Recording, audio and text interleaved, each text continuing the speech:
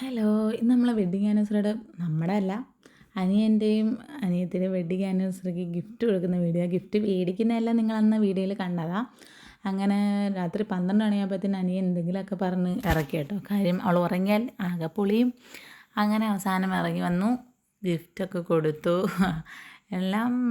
എല്ലാ ഗിഫ്റ്റും കൊടുത്ത് ഓപ്പൺ ചെയ്തൊക്കെ നോക്കി കേട്ടോ. ഓപ്പൺ ചെയ്ത് നോക്കിയപ്പോഴാണ് അവൾക്ക് ഷൂവിൻ്റെ പാക്കറ്റ് ഓപ്പൺ ചെയ്തപ്പോഴാണ് എൻ്റെ അടുത്ത് ചോദിച്ചത്, ഈ ഷൂ ഏതാണെന്ന് താക്ക് ഓർമ്മയുണ്ടെന്ന്. അപ്പോൾ ഞാൻ പറഞ്ഞ ആ ഡയലോഗിലാണ് കേട്ടോ അവൾ ഞെട്ടിയത്. ഗിഫ്റ്റൊന്നും കിട്ടിയപ്പോഴല്ല, ആ ഒരു ഡയലോഗിലാണ് അവൾ ഞെട്ടിയത്.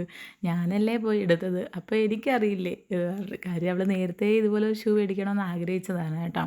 ആ സമയത്ത് പിങ്ക് കളറും പിന്നെ മറ്റൊരു മിനുക്ക് പോലൊക്കെ ഉള്ളൊരു സ്റ്റിക്കർ, ആ ഒരു വർക്കായതുകൊണ്ടാണ് അവളൊന്ന് എടുക്കാഞ്ഞ്. അങ്ങനെ പിന്നെ അവൾ ഒരുപാട് ഹാപ്പിയായി. അവളിടയ്ക്ക് കണ്ണ് കാണിക്കുന്നുണ്ട് കേട്ടോ.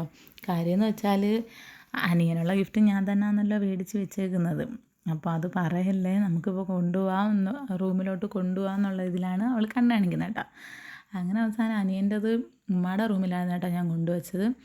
അങ്ങനെ ഞാനും അവളും കൂടെ ഉമ്മയുടെ റൂമിലേക്ക് കൊണ്ടുപോയി.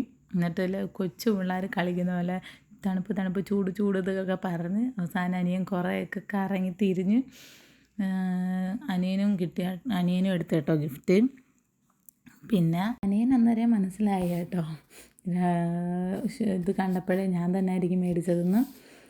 അന്നേരം അനിയൻ പറയുകയും ചെയ്തു, ഷൂ പാക്കറ്റ് ഓപ്പൺ ചെയ്യുന്ന സമയത്ത് പറഞ്ഞ് 2 തന്നാണല്ലോ കമ്മീഷൻ എന്നൊക്കെ.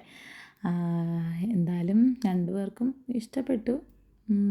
സർപ്രൈസ് പൊളിയാതെ ഇവിടെ വരെ എത്തിച്ചു. അപ്പോൾ പിന്നെ ടാറ്റാ ബൈ ബൈ.